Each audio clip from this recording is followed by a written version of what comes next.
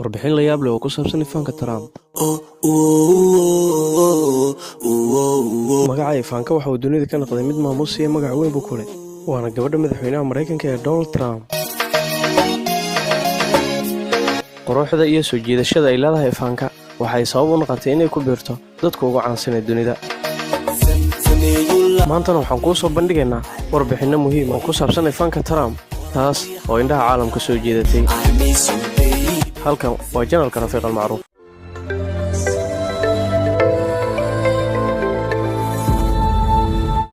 waatee ifaanka Trump waa gabadha madaxweynaha Donald Trump, taas oo ah codadiisa koowaad ee carruurtiisa, waxayna door weyn ay ku leedahay dhanka dhaqaalaha ee aabaheeda, iyadoo laga dhigay madaxweyne ku-xigeenka kambaniga Donald Trump iyo dhanka maalgelintaba. sidoo kale waxay door muhiim ah ku leedahay dhammaan maamulidda iyo isku xidhka qaybaha kala duwan kambaniga uu ka kooban yahay. magaca ifaanka waxaa caan ka dhigay xayeysiinta, iyadoo lagu soo dhejiyay magaceeda barfuunaadii waxyaabo badan oo la isku qurxiyo oo caalamka loo iibgeeyo. ifaanka waxaa la dhashay 2 wiil oo Donald iyo Eric lagu magacaabo. Tiffany waxay walaal la tahay ifaanka, laakiin waa hooyo gooni. sidoo kale waxaa la dhashay ifaanka Will Brown lagu magacaabo, kaas oo dhashay xaaska hadda uu qabo madaxweyne Trump ee Melania.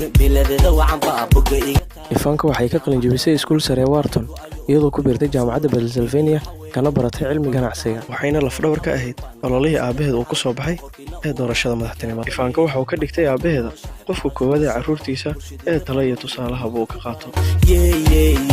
ifaanka iyadoo la hadlaysa mid ka mid ah telefishinada waxay tiri, dhaqaalaha iyo taajirnimada aabahayba waxay ii fureen albaabyo fara badan, sidaas darteedna waxaan u shaqaynayay si adag ilaa aabahay uu ka soo gaaro heerka maanta uu taagan yahay. waxayna sii raacisay inay tahay wax ay ku faanto guulaha aabaheed uu gaaray. dad badan oo siyaasiyiin iyo madax iskugu jirtay dunida ku nool Donald Trump waxay ku eedeeyaan inuu yahay nin cunsuri, laakiin dadka ka badbaada cunsurnimadiisa waa Yuhuudda. waxa uu ku sheegay khudbadooyin fara badan oo uu soo jeeday Donald Trump inuu taageersan yahay Yuhuudda meel walba ay joogaan, gaar ahaan Israa'iil.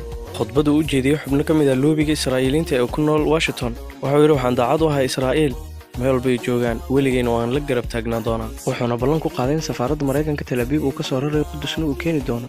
waxa uu yidhi, dhammaan dadka halkan jooga waan jeclahay, Israa'iil waan jeclahay, Israa'iil waan jeclahay. jacaylka Donald Trump ee uu qabo Israa'iiliyiinta waa mid siyaasadaysan, kaas oo daliil u ah in Yuhuudda ay awood badan ku leeyihiin Mareykanka, taasoo isagana u suuragelisay inuu madaxweyne noqdo. iyadoo Yuhuudda dhaqaalaha ugu badan ee Mareykanka gacanta ay ku hayaan, ayaa haddana Donald Trump inuu jeclaado Yuhuudda waxaa jira asbaab kale. waxa uu awood u yahay 3 cunug, kuwaas oo Yuhuud ah, haystana dhalashada Israa'iil. ifaanka waxay dhashay 3 cunug, kuwaas oo Yuhuud ah, haystana dhalashada Israa'iil. waxayna kala yihiin Theodore oo ah midka ugu yar, Joseph iyo Armela, kuwaas oo u dhexeeya da'dooda 4 ilaa 2.